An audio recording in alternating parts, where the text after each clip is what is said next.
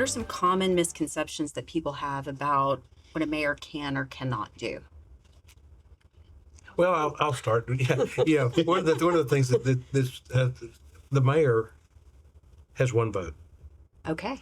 and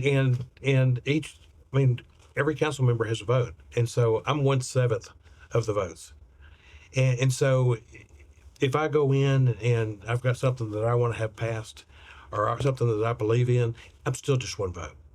And so it's something that people need to realize that just because you're mayor at large doesn't give you more votes than anybody else. We're all equal voting people. People have a misconception that we're there all the time. And as I mentioned earlier, that we have a pay job. Some communities do have a stipend for their mayor and council. Ours does not. So if you're running for office in Tyler, Texas, you need to be there for the right reason. You need to make sure that you can afford the time away from your business. I got elected in a bad economy, so it wasn't like my business was growing tremendously during that time. We were all just trying to hang on. But still, you're going to have to balance that with the rest of what's going on in your life. And when you make that commitment, you need to make sure it's a solid commitment, because you are committing not just to be there, but you're committing time away from your family, time away from some fun things that you might want to go do with friends. So like I say, you just need to be there for the right reason. Yeah. You know, Yeah. it's funny when I go to this, if my wife says we go get a loaf of bread at the store, well, 45 minutes later I get home. Just what took you so long?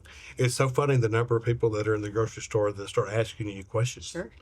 And you got to stop and talk to them. I mean, you can't just bypass them. And it's always enjoyable. But we connect with our citizens. It's the relationship piece you were Yes. talking about earlier, how Yes. important it is.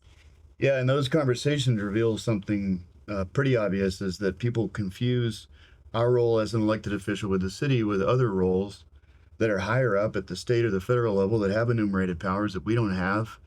You know, I can't veto something.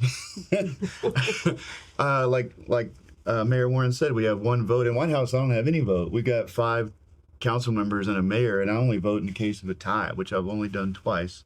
It doesn't come up very often. You have to have a council member missing and a split decision on the group. So you should enjoy your vote that you get. But yeah, when it comes to getting things through that we really want done, you have to use the permission-based model of leadership.